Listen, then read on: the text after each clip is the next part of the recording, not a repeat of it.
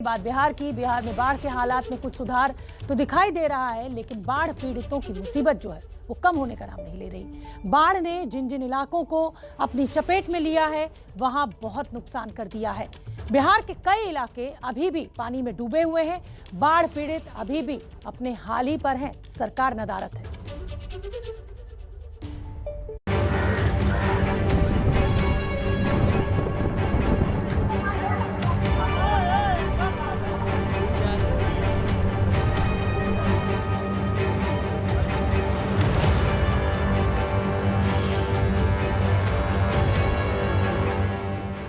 जितना पानी उतनी परेशानी।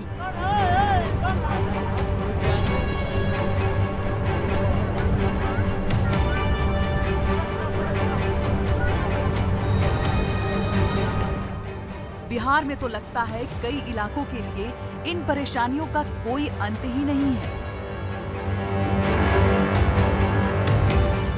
मोतिहारी जिले में तो बाढ़ अब भी एक बड़ी मुसीबत बनी हुई है।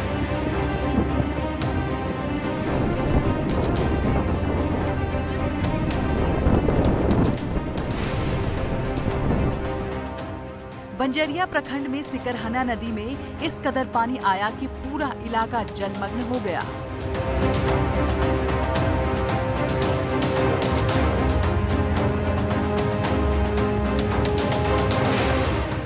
चारों तरफ बस पानी ही पानी, सारी सड़कें, सारे रास्ते पानी में कहीं गुम हो गए।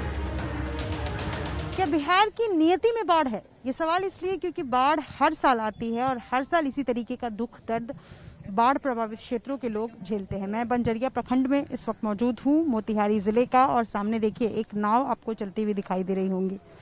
चूंकि ये जो बंजरिया ब्लॉक है, यहाँ पर करीब करीब 2 लाख आबादी है जो बाढ़ से प्रभावित रहती है। अब इनके लिए एकमात्र सहारा अगले 2-3 महीनों तक यही नाव है। नाव पर बैठ करके ये लोग यहाँ से करीब करीब 7 किलोमीटर अंदर जाना और वहाँ से वापस आना, और नाव पर ही बाइक है, मतलब बाइक भी नाव पर है और सामान, बच्चे, सबको इसी तरीके से। आपको मैं एक बात साथ साथ बता दूं कि ये जो इलाका है जहाँ पर मैं मौजूद हूँ, ये निचला इलाका है, और निचला इलाका होने की वजह से जब भी बाढ़ आती है इस इलाके में सबसे पहले लोग प्रभावित होते हैं।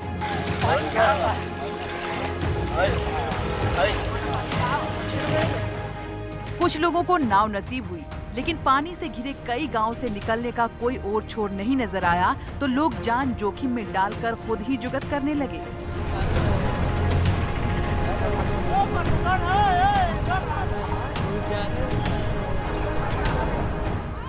ये देखिए, बाढ़ का पानी तेज प्रवाह से बढ़ रहा है और घुटने से ऊपर तक पानी में डूबकर और दोनों किनारों पर रस्सी बांधकर लोग पैदल ही इस मुसीबत से निकलने की जद्दोजहद करने लगे।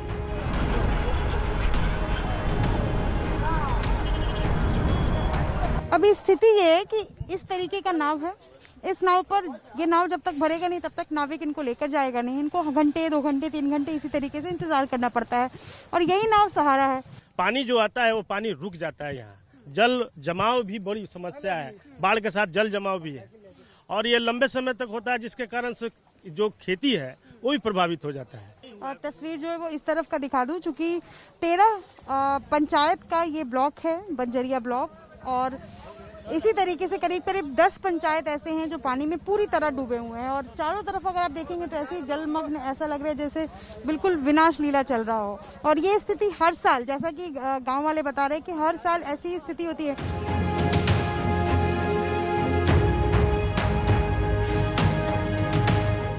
बाढ़ में घिरे इन गांवों में सबसे बड़ी चुनौती है मरीजों को अस्पताल तक पहुंचाने की।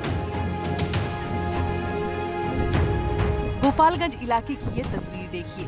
बाढ़ में घिरे गांव से जब निकलने का कोई इंतजाम नहीं हुआ तो ये पिता अपने बीमार बेटे को चारपाई पर बिठाकर पैदल ही अस्पताल पहुंचाने निकल पड़े।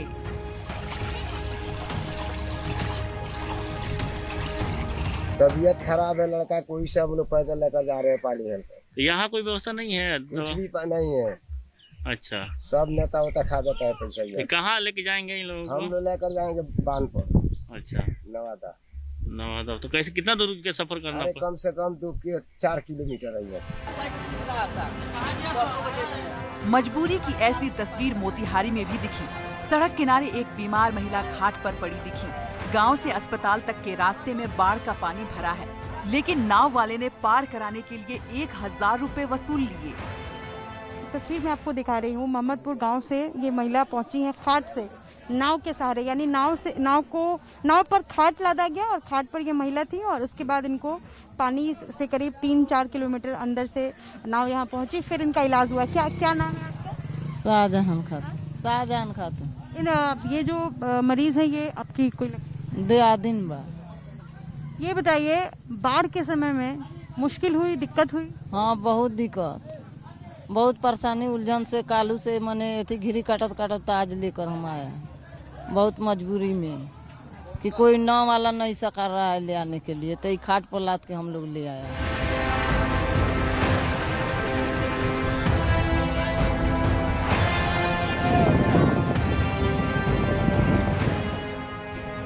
बाढ़ से सबसे प्रभावित बंजरिया क्षेत्र में हालात ये है कि कीचड़ और मिट्टी से सने रास्तों पर पुलिस कर्मियों को ट्रैक्टर ट्रॉली में गश्त लगानी पड़ रही है।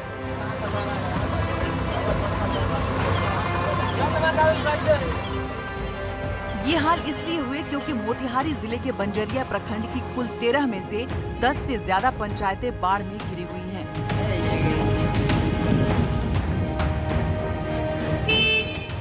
छपरा में लगातार हुई बारिश से जो जल जमाव हुआ वो दोहरी मुसीबत लेकर आया है। सदर अस्पताल इस कदर पानी हुआ कि नई बनी RT-PCR लैब भी टापू की तरह नजर आ रही है, जिससे आने जाने वाले लोगों को परेशानी हो रही है। बिहार में गोपालगंज इलाके में गंडक नदी ने किस कदर कहर बरपाया, इस पर ABP न्यूज आपको लगातार ग्राउंड रिपोर्ट दिखा रहा है। हालात का जायजा लेने के लिए हमारी टीम पहुंची गोपालगंज के बैकुंठपुर इलाके में, जहां कई गांव अभी भी टापू बने हुए हैं। हमारी रिपोर्ट देखिए। बिहार में फिलहाल बारिश कम हो रही है, इस वजह से जो बाढ़ का असर है वो भी लगातार कम हो रहा है। नेपाल भी जो पानी का डिस्चार्ज है उसको लगातार कम कर रहा है, इस वजह से हालात फिलहाल कुछ सुधरते नजर आ रहे हैं। लेकिन जिन इलाकों में गंडक का पानी घुस गया था वहां आज भी बाढ़ जैसे हालात हैं और पानी अब तक नहीं निकला है। मैं गोपालगंज में मौजूद हूं और ये इलाका है बैकुंठपुर का, जहां शीतलपुर, पकहा और बहरामपुर जैसे ये सारे तमाम अलग अलग गांव हैं यहाँ पे, जिस जगह पे मैं हूँ। और इन सारे गांव में आप देखिए अभी तक जो पानी लगा हुआ था गांव के अंदर वो थोड़ा नीचे ज़रूर आया है, लेकिन गांव के चारों तरफ पानी है और गांव तक संपर्क का साधन सिर्फ और सिर्फ नाव है। पानी का असर इतना है, ये सामने तरकुल के पेड़ हैं और आप देखिए तरकुल के पेड़ बहुत ज़्यादा हाइट वाले पेड़ होते हैं और यहाँ पे बिल्कुल पेड़ का 2/3 हिस्सा पानी में डूबा हुआ है। बगल में भी जो बांस वगैरह की खेती हो रखी है उन सब खेती में भी पानी लगा है। और अगर घरों का हाल दिखाऊं तो आप देखिए कि ये जो गांव हैं इन गांवों में इस वक्त जो पानी है वो थोड़ा नीचे ज़रूर आया है, क्योंकि हम यहाँ देख पा रहे हैं ये जो घर बने हुए हैं इनमें लाइन दिखाई देगी आपको कि वहाँ तक पानी था, यानी कि लगभग 5 फीट के आसपास पानी था, लेकिन वो पानी फिलहाल घट गया है। और जो बाकी गांव के लोग हैं वो गांव से बाहर जाने के लिए सिर्फ नाव पर ही सवार हो सकते हैं। हालत कैसे है आपके घर के? सब लोग यहीं हैं कि निकल गए हैं? निकल गए हैं, एक आदमी है जा बस, बाकी लोग वो वहीं बा बांध पे।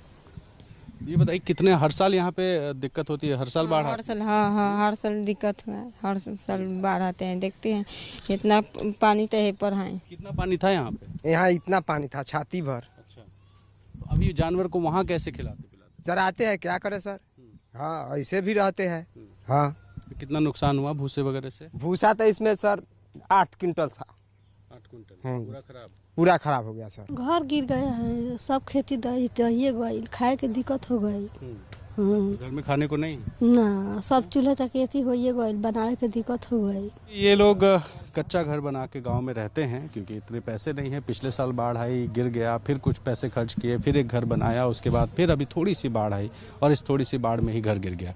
ये बुजुर्ग जो हैं इनका कहना ये है कि चूंकि बांध पर रह रहे हैं, पॉलीथीन लगा कर रह रहे हैं, ऐसे में सरकार को कम से कम खाने पीने का इंतजाम और साथ ही वहाँ पर चूंकि अंधेरा होता है, कई सारे कीड़े मकोड़े होते हैं, ऐसे में जनरेटर का व्यवस्था कर देना चाहिए ताकि जो लोग फिलहाल बांध में हैं उन लोगों को एक सहूलियत मिल सके और थोड़ी रोशनी और खाने पीने का बंदोबस्त हो जाए, यही काफ़ी है। ऐसे में आप सोचिए कि जीने का अधिकार सिर्फ सरकार से इस मांग के साथ पूरा हो जाएगा कि 2 वक्त की रोटी मिल जाए और थोड़ी सी बिजली मिल जाए ताकि अंधेरे में उनके बच्चे सुरक्षित रह सकें। यही मांग है, शायद उम्मीद है कि नीतीश कुमार जल्द से जल्द पूरा करेंगे। कैमरा पर्सन प्रेम सिंह और अपने सहयोगी अवधेश रंजन के साथ रणवीर, एबीपी न्यूज़, गोपालगंज, बिहार। तो बाढ़ की त्रासदी हमने आपको दिखाई। हर साल यही तस्वीरें निकलकर सामने आती है, लेकिन सरकारों के ऊपर कोई असर नहीं। जांच एजेंसियों को अब तक की जांच के दौरान विदेशों से फंडिंग के सबूत मिले हैं। साथ ही इस मामले में दूसरे संगठन की भूमिका की भी जांच की जा रही है। ये संगठन दिल्ली में ही है और इसके प्रमुख को कन्वर्जन का खलीफा के नाम से जाना जाता है।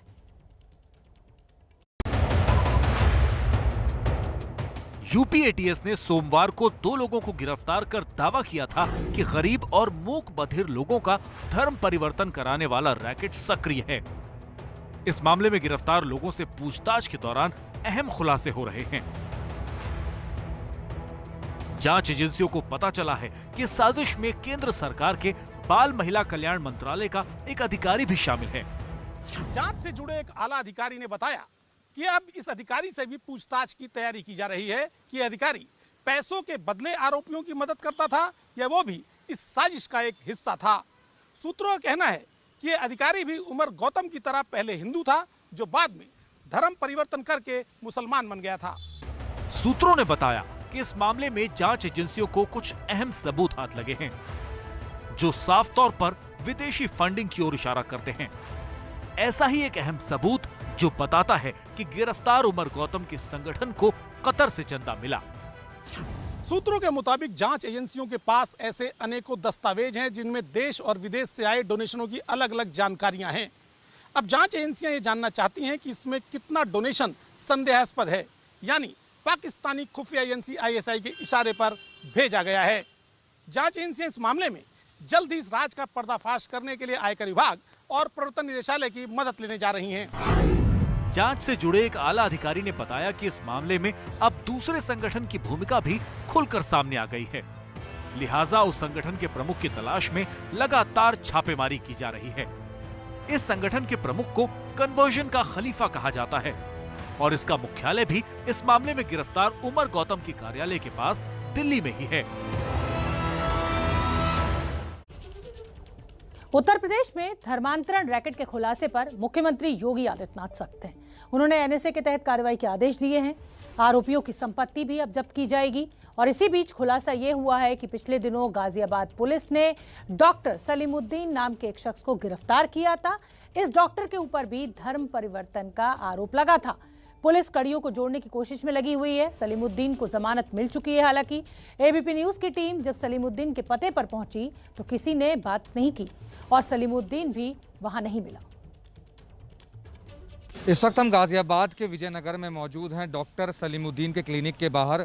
डॉक्टर सलीमुद्दीन तो बात नहीं कर रहे हैं मीडिया से, लेकिन उनके एक मित्र हमारे साथ मौजूद हैं, उनसे बात करते हैं। सर, क्या नाम है आपका? मैं अखलाक अहमद, एक्यूप्रेशर थेरेपिस्ट हूँ। अखलाक जी, आपसे मैं ये जानना चाहूँगा कि डॉक्टर सलीमुद्दीन के ऊपर एक बड़ा ही गंभीर आरोप लगाया है धर्म परिवर्तन करवाने का। इस पर क्या कहना चाहेंगे आप? पुलिस ने इनको गिरफ्तार भी किया था, लेकिन ये बात नहीं कर रहे हैं मीडिया से। वो आरोपित हैं और अंतरिम बेल पे हैं, तो ऐसा जब तक लीगल जो है हम उनको जानकारी नहीं होगी या वकील परमिट नहीं करेंगे तब तक वो आपसे बात नहीं कर पाएंगे। दूसरा, चूंकि वो हाई ब्लड प्रेशर और शुगर के पेशेंट हैं, तो उनका शुगर भी बढ़ा हुआ है और ब्लड प्रेशर भी बढ़ा हुआ है, तो इन हालात में वो कैसे आप लोगों से बात कर सकते हैं? जो आरोप उनके ऊपर लगा है उस पर क्या कहना चाहेंगे आप? शक की बुनियाद पे उनको आरोप लगाया गया है और वो ऐसे व्यक्ति नहीं है। और यहाँ पे देखिए तमाम हिंदू आबादी है, कोई भी एक जो है इंसान से आप पूछ लीजिए, वो उनके बारे में बिल्कुल साफ कहेगा कि वो ऐसे व्यक्ति है ही नहीं। शादी समारोह में कोरोना नियमों की जमकर धज्जियां आई गई। सैकड़ों लोगों के सामने सांसद साहब को भी आप देख सकते हैं ठुमके लगाते हुए। तीसरी लहर के लगातार आगाज की बात की जा रही है एक्सपर्ट्स के द्वारा, डॉक्टर्स के द्वारा, और इस लापरवाही की तस्वीरों को आप देखकर अंदाजा लगा सकते हैं कि शायद ऐसे ही लोग हैं जिनकी वजह से हो सकता है कि तीसरी लहर आ भी जाए। लापरवाही आप देखिए, सांसद साहब हैं शादी समारोह में भीड़ के साथ, और जिस शख्स के साथ डांस कर रहे हैं आप देख सकते हैं उसने मास्क नहीं लगा रखा है।